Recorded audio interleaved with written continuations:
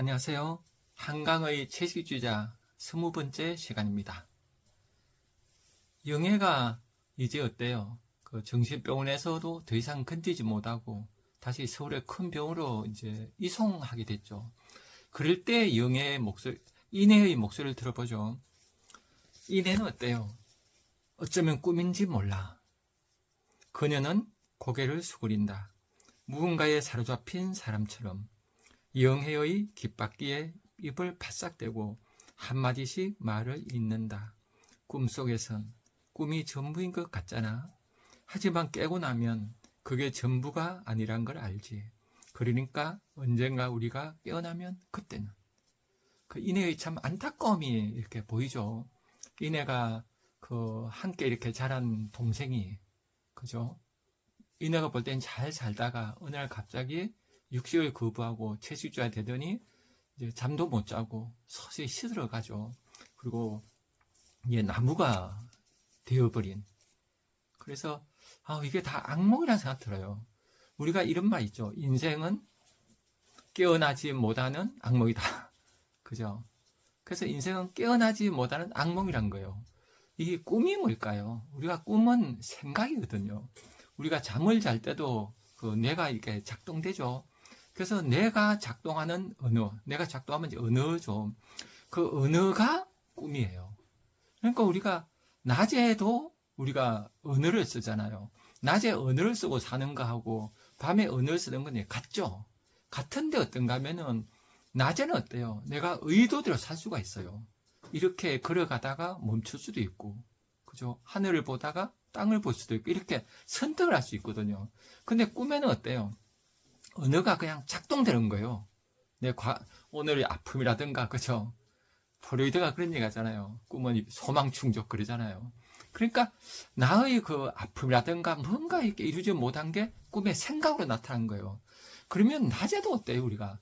낮에도 내가 내 인생을 살펴보고 선택하고, 그죠? 오감을 열어서 느끼고 이렇게 살지 않으면 어때요? 그냥 습관대로 살아가면은 습관대로 언어가 이제 작동되는 거예요. 습관에 따라서 내 몸에 주입된 언어가 그 작용해서 언어가 이제 작용하는 거예요. 그 언어의 작용대로 난 살아가는 거예요. 그러니까 언어의 꼭두각시로 살아가는 거예요, 인생이. 그러니까 언어의 꼭두각시로 살아가는 거하고 꿈에 꿈꾸는 거랑 같죠. 그죠? 꿈에는 그냥 언어가 작동돼서 그게 전부 나라고 생각하잖아요, 꿈에는. 그리고 낮에도 습관대로 살아가면 주입된 언어대로 살아가요. 언어의 꼭두각시. 꿈하고 똑같죠. 그래서 인생이 일장춘몽이 될 수 있는 거예요. 무시무시하죠. 근데 여기서 이내는 어때요? 이 악몽을 깨고 싶어 하죠.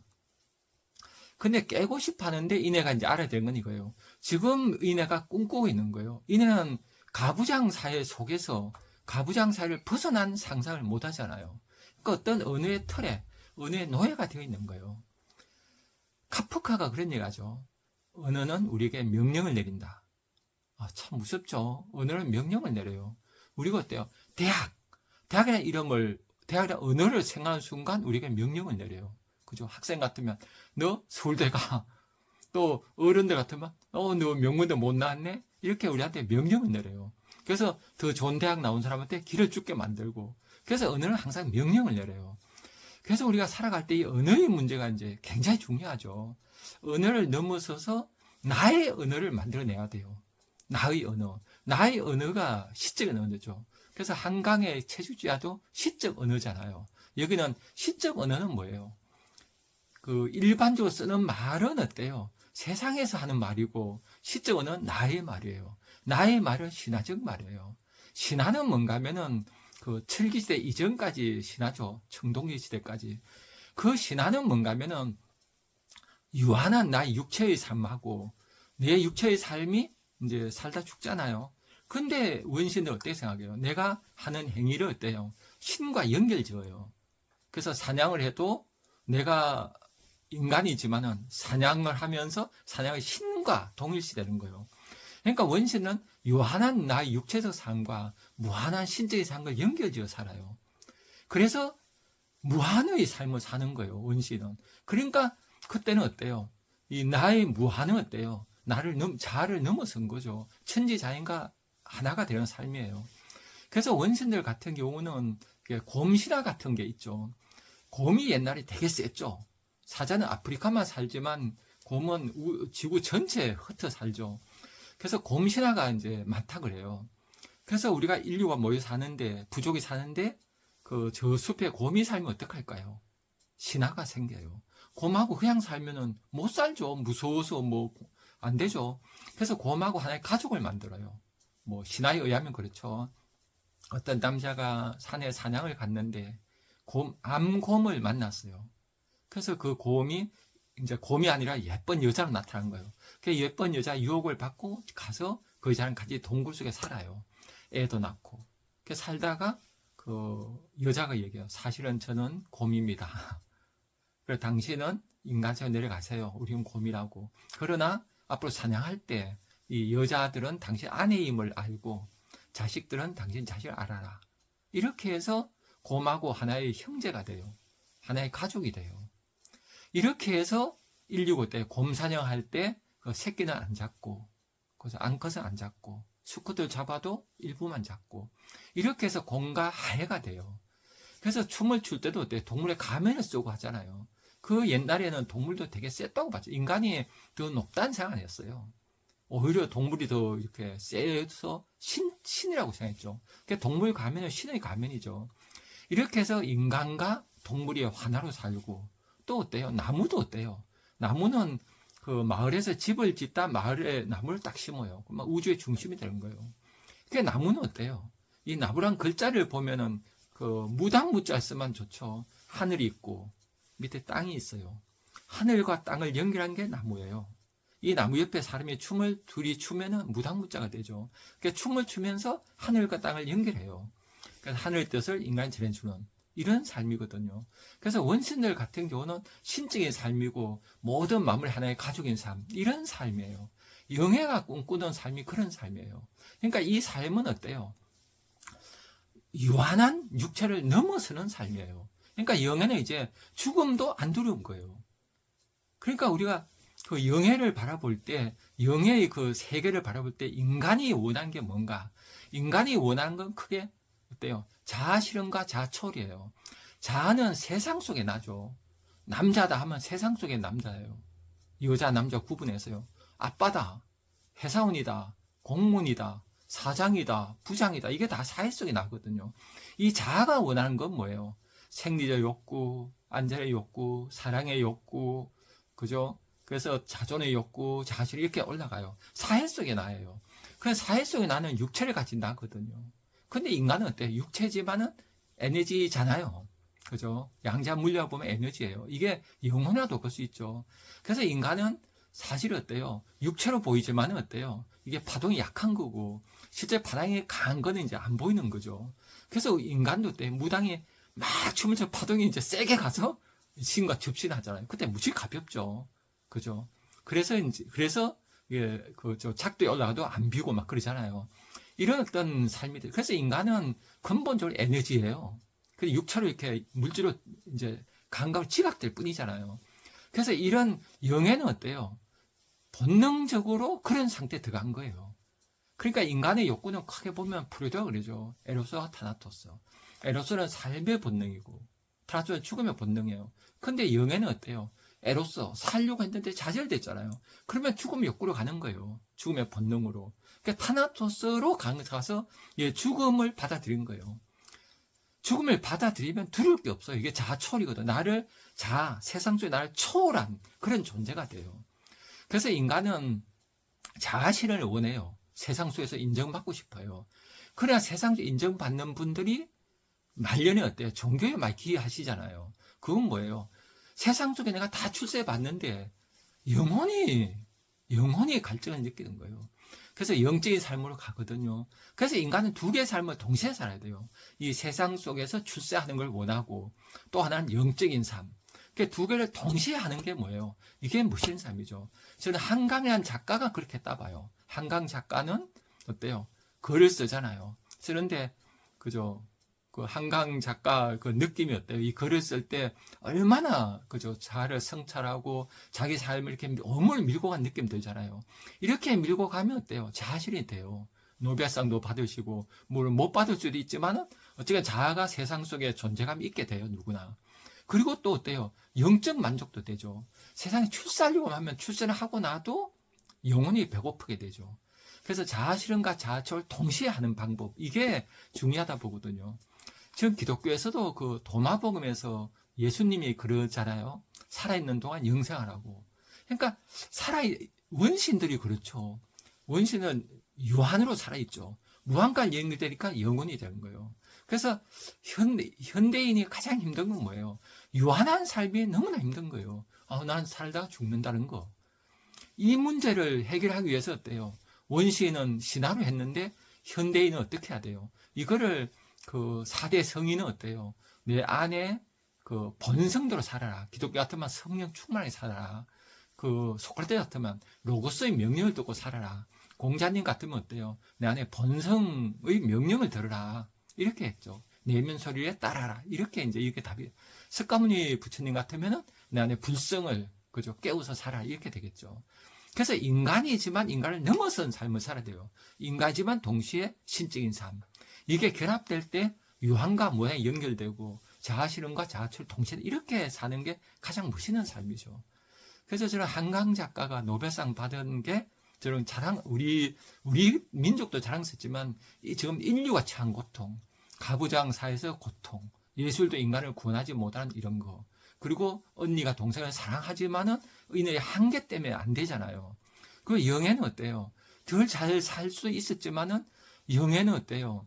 그 새로운 언어를 익히지 못했잖아요. 이때 좋은 멘토가 있어서 얼마나 좋았겠어요. 인문학을 가르쳐 주는 사람이 있었으면 배우고, 또 그때 형부가 또 좋은 예술가라면 예술을 통한 구원 가능성이 있었죠. 그러나 모든 가능성이 차단된 채로 이제 시들어가죠. 나무가 됐을 때 물고나무에서 나무가 됐어요. 근데 나무를 사람들도 이해 못하죠. 이렇게 해서 결국은 영애는 죽음을 향해 가게 돼요. 그래서 죽음을 향해 간다고 해서 우리가 어때요? 죽음을 왜 안 돼? 그러잖아요. 그러니까 인간은 죽음까지도 받아들여야 돼요. 그래서 우리가 그 사적생 그러잖아요. 죽고자 하면 산다. 바로 그거죠. 내가 죽으려고 하면 어때요? 내 영혼이 깨어나서 영생으로 이제 가는 거죠.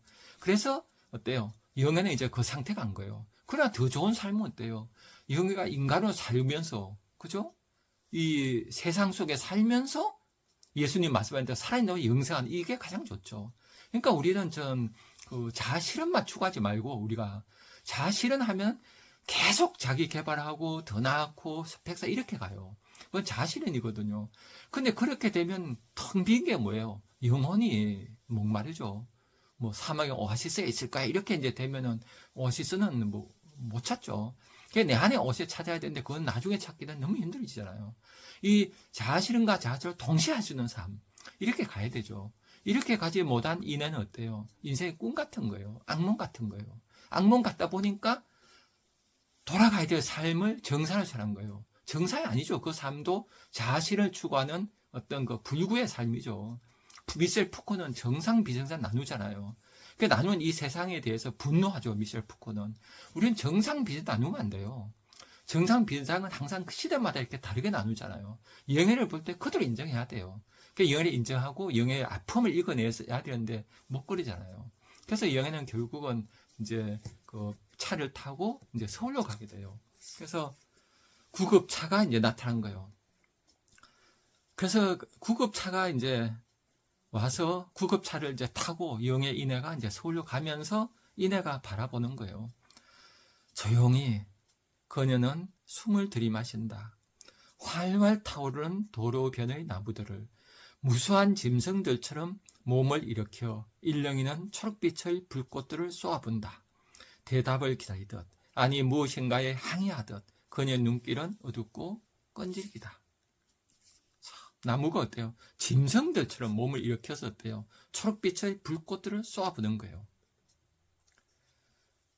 참 그죠?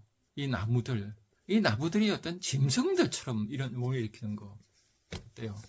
영애가 나무가 되고 싶으던가 하고 인애가 보는 나무는 달라요. 인애가 보는 나무는 어때요? 나무마저도 어떤 짐승들처럼 보이는 거죠. 그래서 우리가 이런 얘기 하죠. 신화에서 그런 얘기 한다 그래요.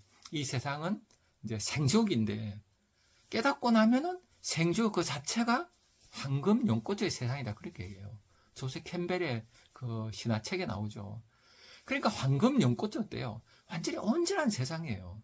그 꽃을 피우던 꽃이 그렇죠. 그래서 그 여기 영예가 꿈꾼 세상이 꽃의 세상이에요. 화음, 화려하게 꽃을 장엄한 황금 연꽃. 이 꽃을, 그래서 온몸에 꽃을 그리잖아요. 꽃을 그렸을 때, 형부도 꽃을 그렸을 때 교접을 하잖아요. 이거는 사람끼리 섹스가 아니라 어때요? 식물, 꽃의 화합이죠. 그래서 황금 연꽃을 꿈꾼 거예요, 영예는. 그래서 우리가 그 황금 연꽃이란 거는 이 세상이 어때요? 살벌한데, 그죠? 살벌해. 약육강식까지 보여요. 그러나 그게 깨닫고 보면 바로 황금 연꽃이란 거예요. 그래서 인애가 바라볼 때는 잔혹하고 막 짐승처럼 몸이 이렇게 나무들로 보이지만 영예가 볼 때 어때요? 나무들에 편하게 사는 걸 보이는 거예요. 저는 이렇게 관점이 달라지는 게 어때요? 왜 그럴까요? 인애는 자아 실현 쪽에 갇혀 있어요. 세상을 속한 나, 여자의 삶, 엄마의 삶, 그죠? 또 뭐 시민의 삶, 어떤 사회 구성을 사는 삶에 갇혀 있어요. 그런데 영예는 그까지 넘어서서 죽음까지 포함하는 삶과 죽음이 통합된 그런 세계에서 살고 있는 거예요. 그래서 생사 일의 세계에 영예가 살고 있는 거죠. 더 좋은 거는 이렇게 안 되고, 그죠? 오손도사한테 났지만은 이렇게 됐잖아요. 우리 사회가 그 영예를 돌봐주지 못해서 이렇게 됐잖아요.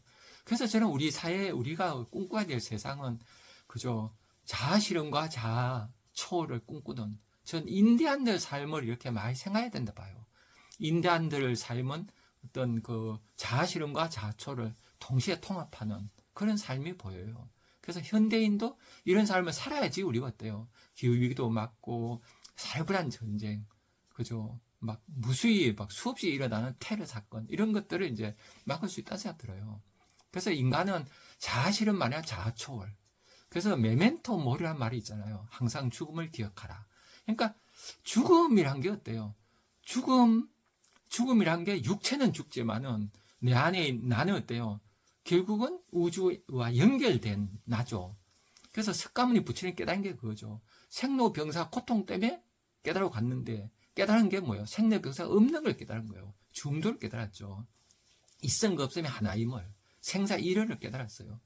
그래서 무명 어리석어서 죽음이 있다고 생각했다는 걸 석가모니 부처님 깨달았죠.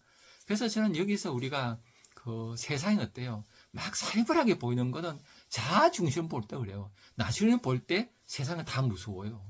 그래 나를 다 내놓고 죽음을 다 받아들이고 나는 죽었어 하고 받아들이면 어때요? 세상이 아름다워지는 거예요. 그런가 하면은 그 세상 어때요? 서로 죽이는 세상이 아니라 서로 상생의 세상을 보이죠. 크게 그 삶을 보면 상극으로만 보면은 지옥이에요. 상생으로 보면 또 어때요? 황금 연꽃이죠.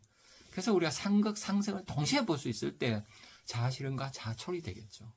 그래서 오늘 그 20강이 오늘 마지막입니다.